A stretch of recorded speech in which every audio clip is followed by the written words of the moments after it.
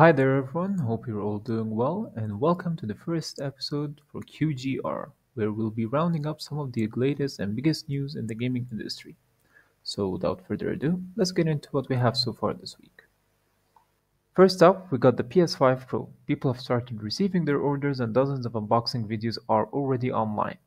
I'd recommend checking out Digital Foundry's unboxing as they compare it with the previous PS5 models, and stay tuned for their in-depth analysis of how the PS5 Pro's performance compares to that of the base PS5.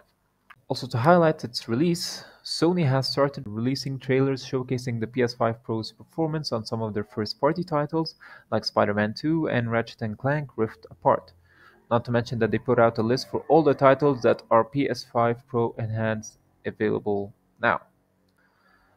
Next up, we got the new versions of the Xbox Series X, which include the all-digital white Series X at $450, making it a little bit cheaper than the original version. And we also got the 2TB version at $600, making it a better deal for those who would have wanted to expand their Series X storage. Other changes were spotted as well, such as a new 6nm processor and a redesigned cooling arrangement. Austin Evans made an in-depth breakdown for those two new additions, so check out the link to his video in the description below.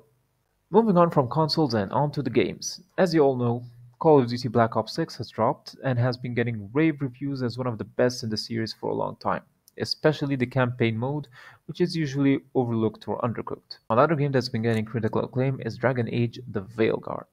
It's being hailed as a triumphant return for BioWare after a less than stellar few years thanks to its writing, its gameplay, and its depth.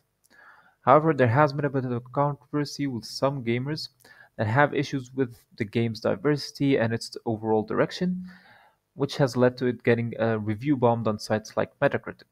That being said, the game is actually performing pretty well and resonating well with gamers who have actually played the game given the reviews found on Steam, PS Store, and more, considering that those reviews are only applicable for those who have purchased the game itself. We've also gotten PlayStation's latest remaster, Horizon Zero Dawn Remastered, and it has been a bit of a mixed bag so far. While the visuals have certainly improved, there have been reports of bugs and glitches in the game that hamper the experience. Not to mention that players now have to create a PSN account to play the game on PC, which has been the case for recent PC ports from PlayStation. Speaking of PC ports, Red Dead Redemption has finally arrived to PC, 14 years after it was initially released on PS3 and the Xbox 360.